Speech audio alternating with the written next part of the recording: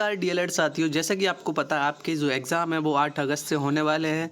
ये जो पेपर है बाल विकास 2023 का है, पूरा सॉल्व पेपर है। मैं आपको पूरा पेपर कराऊँगा। इसमें 8 से 10 क्वेश्चन आपको जो आपके 8 अगस्त से बाल विकास का पेपर उसमें आपको देखने को ज़रूर मिलेंगे। तो इस पेपर को ज़रूर देखना, पूरा सॉल्व पेपर है।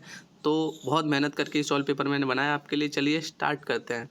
सबसे पहला जो क्वेश्चन आया था प्रीवियस ईयर में वो था केंद्रीय प्रवृत्ति का मापक नहीं है। तो यहाँ पे आपके 4 ऑप्शन थे, मध्यमान, मध्यांक, बहुलक, प्रसार। तो इसमें से तीनों हैं, ये मध्यमान, मध्यांक, बहुलक, ये तीनों केंद्रीय प्रवृत्ति के मापक हैं, प्रसार नहीं है। तो सी इसका आंसर हो गया। इस तरीके से बढ़ते हैं। थॉर्नडाइक ने सीखने के संबंधित में मुख्य कितने सिद्धांतों का प्रतिपादन किया है? तो यहाँ पे थॉर्नडाइक ने 3 नियम दिए थे, तत्परता का नियम, अभ्यास का नियम और प्रभाव का नियम। तो इसका जो सही आंसर हो जाएगा वो आपका डी हो जाएगा। यहाँ पे मैं आपको एरो से दिखा देता हूँ, ये आपका डी आंसर सही हो जाएगा। चलिए बढ़ते हैं नेक्स्ट क्वेश्चन की तरफ, जो है नवजात शिशुओं में हड्डियों की संख्या होती है। तो नवजात शिशुओं में जो हड्डियाँ होती हैं वो 270 होती हैं। बाल्यावस्था में हड्डियाँ 350 तक चली जाती हैं और किशोरावस्था में, प्रौढ़ावस्था में हड्डियों की संख्या 206 होती है। तो यहाँ पे सही जो आंसर आपका होगा वो 270 राइट आंसर होगा। आगे बढ़ते हैं। क्रिया प्रसूत अधिगम सिद्धांत के प्रतिपादक हैं। तो ये इसका आंसर स्किनर होगा, क्योंकि स्किनर ने क्रिया प्रसूति का सिद्धांत दिया है।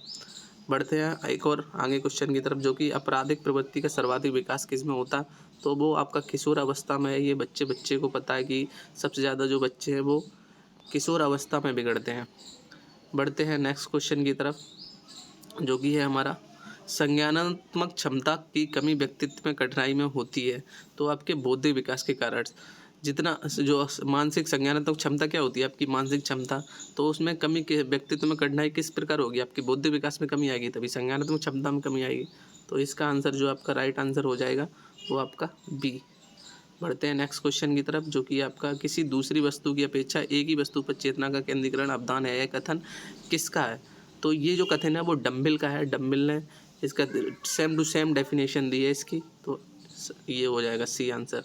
पढ़ते हैं बुद्धि का विकास लगभग पूर्ण हो जाता है। किस अवस्था में बुद्धि का विकास लगभग पूर्ण हो जाता है?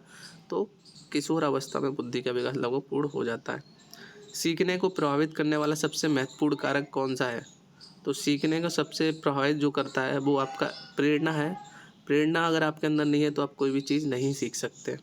बढ़ते हैं नेक्स्ट क्वेश्चन की तरफ। बालक में अभिप्रेरणा उत्पन्न करने का प्रमुख स्रोत क्या है?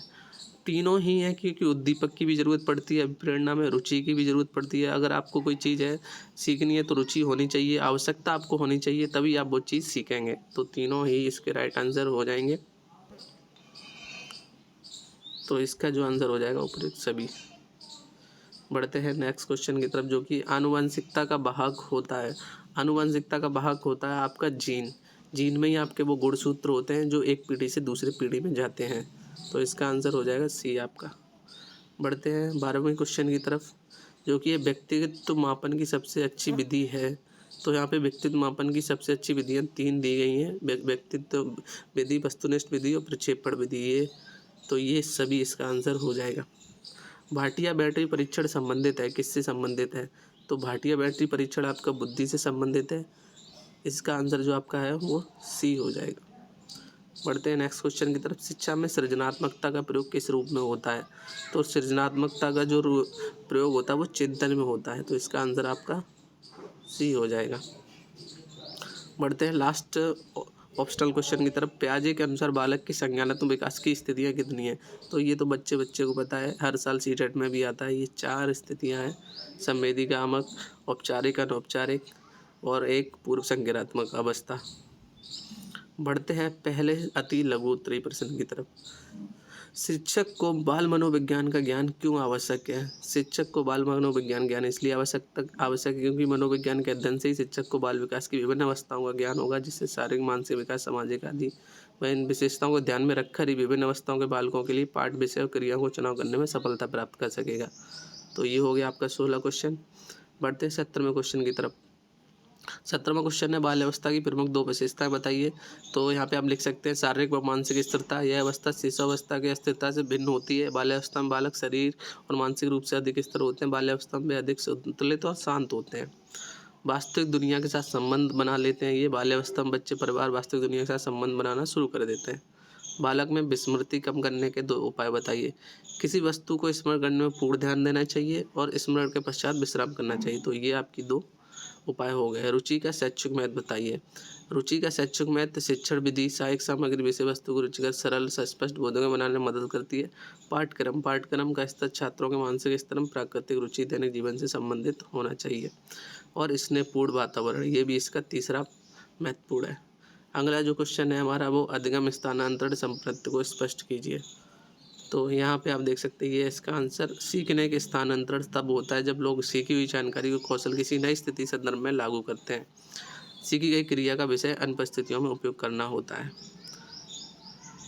अब जो 21वां क्वेश्चन है वो आपका व्यक्तित्व विकास में शिक्षा किस प्रकार प्रभावी है।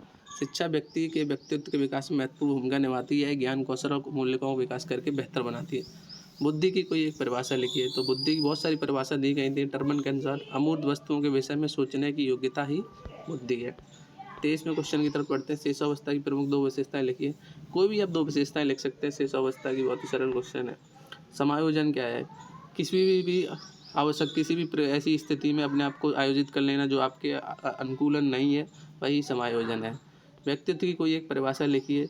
बुड़वत के अनुसार आप लिख सकते हैं व्यक्तित्व व्यवहार की एक समग्र विशेषता है। अधिगम का अर्थ स्पष्ट कीजिए। अधिगम मीन सीखना। प्रत्येक व्यक्ति अपने जीवन में नए अनुभवों को एकत्र करता है और नए अनुभवों से वो कुछ ना कुछ सीखता ही रहता है, तो इसे ही अधिगम कहा गया है। कल्पना से आप क्या समझते हैं? रायबर्न के अनुसार यहाँ डेफिनेशन दी गई है। कल्पना वह शक्ति जिसके द्वारा हम अपनी प्रतिभाओं को नए प्रकार से प्रयोग करते हैं। हम उनको पिछले अनुभव को ऐसी वस्तुओं का निर्माण करने में सहायता करती है जो पहले कभी नहीं थी। 28 क्वेश्चन है। संतुलन को कोई एक उदाहरण देकर समझाइए।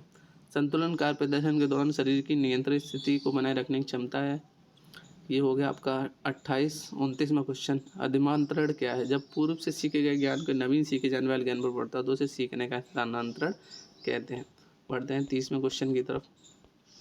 शेषावस्था में शिक्षा का स्वरूप कैसा होना चाहिए? शिक्षा को सीखने का आदर्श काल शेषावस्था को ही माना जाता है, क्योंकि इस अवस्था में बच्चे का जितना मानसिक विकास होना होता है वो हो चुका होता है। इस अवस्था में बच्चे प्रक्रिया को सीखना आरंभ करता है। शिशु देश के भावी नागरिक होते हैं, इसलिए इस अवस्था में ऐसी शिक्षा होनी चाहिए जिससे शिशु का सर्वांगीण विकास हो सके।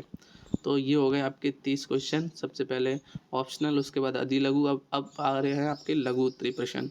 शिक्षा में व्यक्तित्व भिन्नता की प्रभाव की विवेचना कीजिए। तो व्यक्तित्व भिन्नता का अर्थ आप यहाँ पे लिख सकते हैं, आप इसका स्क्रीनशॉट ले लें, आप आराम से पढ़ सकते हैं इसको। फिर 32वां क्वेश्चन, किशोर अवस्था में शिक्षा का स्वरूप कैसा होना चाहिए? शारीरिक विकास के लिए शिक्षा होनी चाहिए, धार्मिक और नैतिक शिक्षा के लिए विकास होने चाहिए, आत्मनिर्भरता के लिए होनी चाहिए, व्यक्तित्व भिन्नता के आधार पर होनी चाहिए, रचनात्मक विकास के लिए होने चाहिए, उचित दिशा निर्देशन होने चाहिए। अभिधान व अभिरुचि एक सिक्के के 2 पहलू स्पष्ट कीजिए। तो यहाँ पे आप देख सकते हैं रोज के अनुसार अवदान तथा रुचि एक ही सिक्के के 2 पहलू हैं। इस क्वेश्चन को आप लिख सकते हैं, यहाँ स्क्रीनशॉट ले सकते हैं।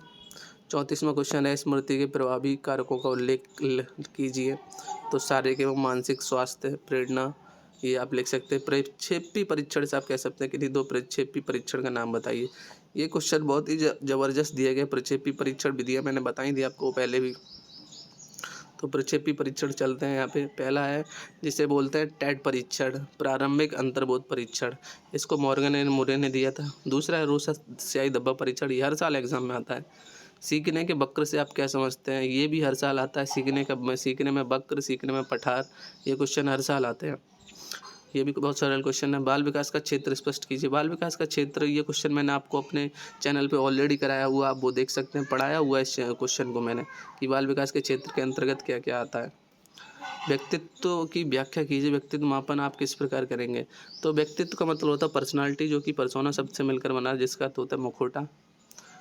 सीखने की प्रभावशाली विधियों का उल्लेख कीजिए। तो करके सीखना, अनुकरण द्वारा सीखना, निरीक्षण करके सीखना, परीक्षण करके सीखना, ये 4 विधियाँ, इनके बारे में आप लिख सकते हैं। तो ये था आज आपका पूरा पेपर 2023 बाल विकास का 8 अगस्त को। इसमें आपको कम से कम 8 से 10 क्वेश्चन ज़रूर मिलने वाले हैं। तो इस पेपर को आप अच्छे से ध्यान में रखना और सभी क्वेश्चन अच्छे से नोट कर लेना और उनको याद करके ज़रूर जाना। तो ये पूरा पेपर मैंने करा दिया। आई होप आपको ये क्लास पसंद आई होगी। अगर पसंद आई है तो इस चैनल को लाइक ज़रूर करें और साथ ही चैनल को सब्सक्राइब जरूर करें।